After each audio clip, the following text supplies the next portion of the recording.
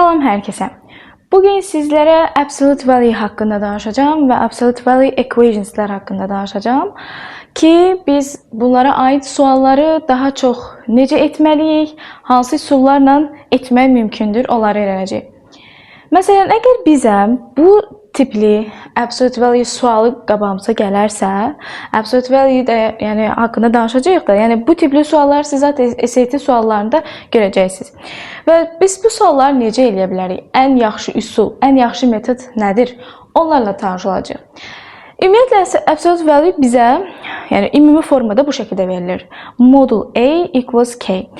Burada modul içərisində olan A istənilən bir ifadə ola bilər, istənilən qiymət ola bilər, negativ olar, pozitiv olar, 0 olar, 0 olar.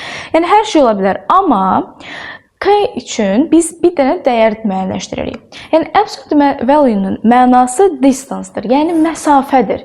Absolute value məsafəni göstərir. Hər hansı bir number koordinat başlanğıcından hansı məsafədə yerləşir onu göstərir. Yəni bu pozitivlər üçün, negativlər üçün həmişə qiymət pozitiv olacaq. Deməli, K artıq o distance'ın cavabıdır. Yəni məsafəni göstərir. Ona görə o həmişə pozitiv olmalıdır.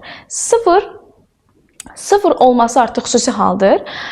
Amma 0-dan böyük olması bizim üçün ən vacib haldır. Bəs 0-dan kiçik olanda nə olur? 0-dan kiçik olanda birbaşa olaraq siz cavablarda no solution cavabının variantını da araya alacaqsınız. Çünki dediyimiz kimi distance məsafə mənfi ola bilməz. Bəs yaxşı. K 0-dan böyük olanda nə baş verir? 0-dan böyük olması hər hansı deyək ki, tutalım 5-dir.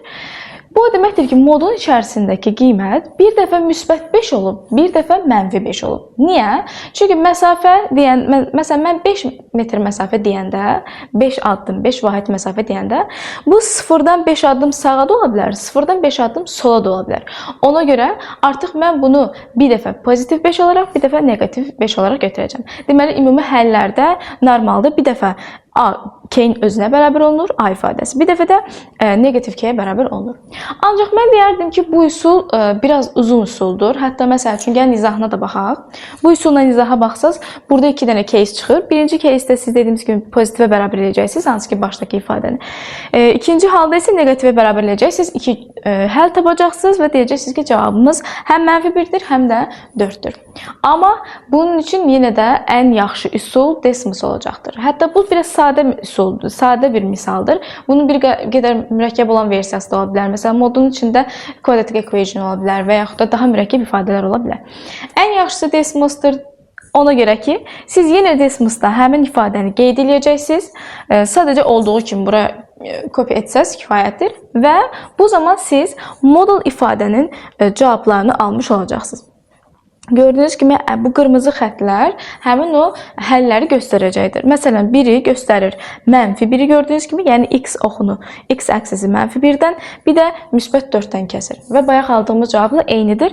Yəni birbaşa yazan kimi burada qrafik çıxacaq və siz həmin cavabları mənfi 1 və 4-ü cavablarda qeyd edəcəksiniz. Bu qədər.